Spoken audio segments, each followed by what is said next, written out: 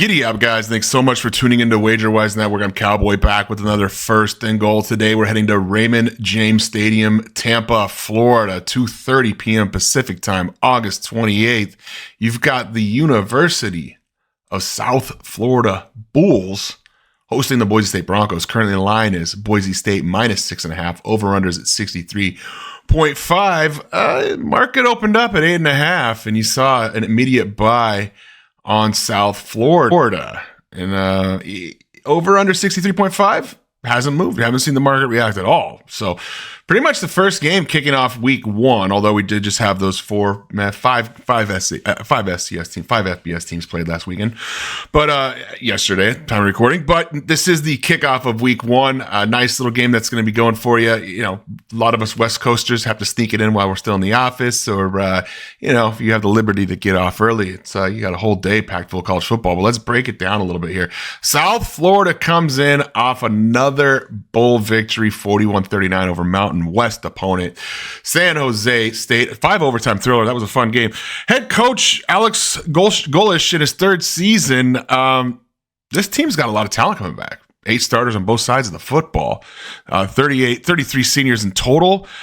17th in O-line production coming back. That's a huge buy flag for me. 24th in tackle percentage. And the key to it all, they finally got a Bynum Brown back at quarterback healthy. If you guys remember him from 2 seasons ago, kid lit the world on fire, 3,200 through the air, 800 yards on the ground. And last season, this South Florida team had a ton of hope until Mr. Brown got hurt.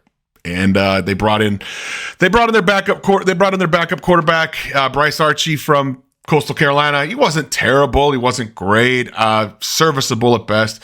Team started off last season, 2-2, but look at the schedule they had to face. And, started off an easy game, Bethune-Cookman, Southern Miss, those 2 games at Bama, then home for Miami. And then they lost at Tulane, where Brown got hurt middle of the game, and then they end up losing to Memphis at home as well. The hurricane thing, that's when they got moved. It was a weird time. They had like 3 weeks off between that.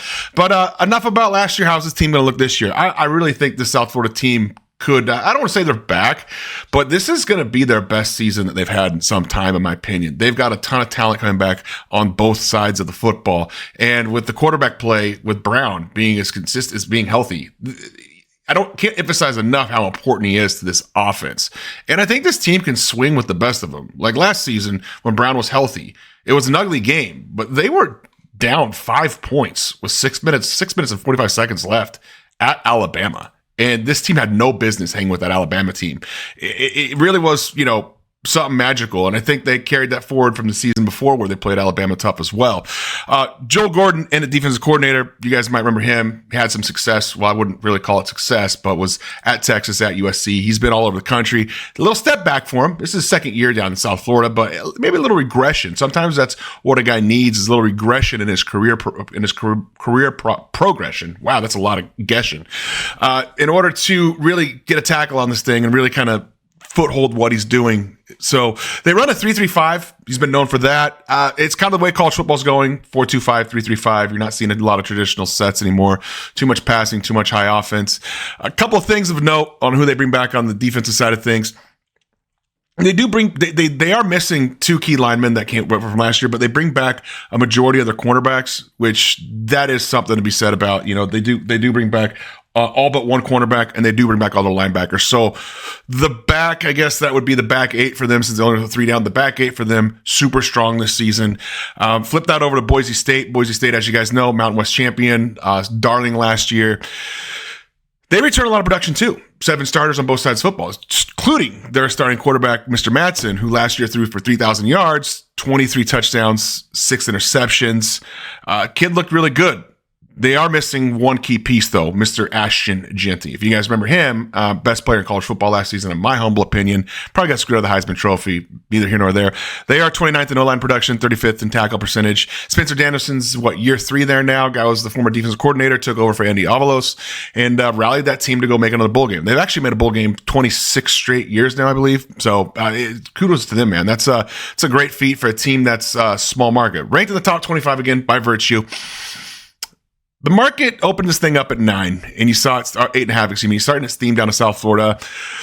I kind of agree with the movement, in my opinion. I think sometimes when you have that magical season, it's kind of hard to get off to a quick start again. I think Boise State probably does win this game. I don't want to be the guy to get out here. Like I said, I'm not going to tell you minus 250 safe. I think the money line, you're probably in a good position here, but I think it's going to be a lot more difficult than people are anticipating. Some people are. They see that 6.5 and kind of get baited right into that. Say, oh, Boise's going to cover by a touchdown. I think it's going to be a little slower pace too. I know that 63.5 is a lot of points. By slower pace, I'm not saying it's going to be a 24-21 game, but I think you could see it in the 28-31 range. So a little bit under the under there. They do return a lot of good receivers. Caples comes back, 500 yards last season, five touchdowns. Lautner returns at tight end. That kid's phenomenal. He's going to be on the tight end watch for best tight end in the nation. 600 receiving yards, 7 touchdowns. Last 3 games of the season, had 12 receptions, 200 yards, and a tutty. So really kind of found a stride there. You do have a scenario where they have their defensive line is bringing back only half their production. They are bringing back their leading sack man. They are bringing back their leading sack man in his name right here. Of course, everything just goes dead on me. Hopefully, the video is still recording. My screen just goes dead. They are bringing back their leading sack man, and Jaden Virgin Morgan. He had 10 sacks last year. A lot of that though was to do with how good the interior defense was. He's their edge rusher. The interior defense, a lot of doubles going on there, so it was a lot of one-on-one coverage. I'm not so certain he'll see that this season here. They bring back their entire secondary. Not that their secondary was anything great to write home about. How does this game break down? Well, you are missing one key focal point, and that is Ashton Jeanty. Last season, let's kind of correlate. I sometimes like to look back at how teams performed, in regional action the year before. They went to Georgia Southern, and the box score shows they won by 11, and at one point they're up 20 points. You had Mr. Jeanty break 2 75-yard or longer runs. I'm not so certain at running back they're going to have that luxury. It looks like Malik Sherrod. You guys remember him from Fresno State 2 years ago, almost running for 1,000 yards. Played for Fresno State 4 games last year, got injured. Looks like he's going to get the starting job. Jabbaris Dubar, he was the backup to Jeanty. And when he came in, he had one good game against Utah State. Utah State was pretty bottom of the barrel. Other than that, it was pretty pedestrian. So while you have almost your entire offensive line back, and you've got a ton of production, and they're going to open up the holes, you still have to have a special player that's going to be able to find it. You're going to find out real quickly that you can't just plug and play any running back into the system and have the same success Jeanty did.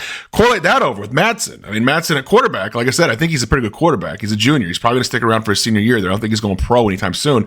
He could have some regression himself. He's got adequate weapons for sure, but teams are going 8 in the box last year trying anything to stop Jeanty. You're not going to have that luxury this season. You're going to see a lot of people loading up on the receivers, say, hey, if either Sherrod or DeBar can do what Jeanty did, great, we'll eat it. But I don't think they're going to replicate it. They don't have the breakaway speed. They don't have that ability to just get 7 yards, fall forward. So South Florida, they are going to blitz a lot. That's what they do. They blitz a lot, and if you can get to him, that's going to be a problem himself. Now, their defensive line not as strong as Boise State's offensive line.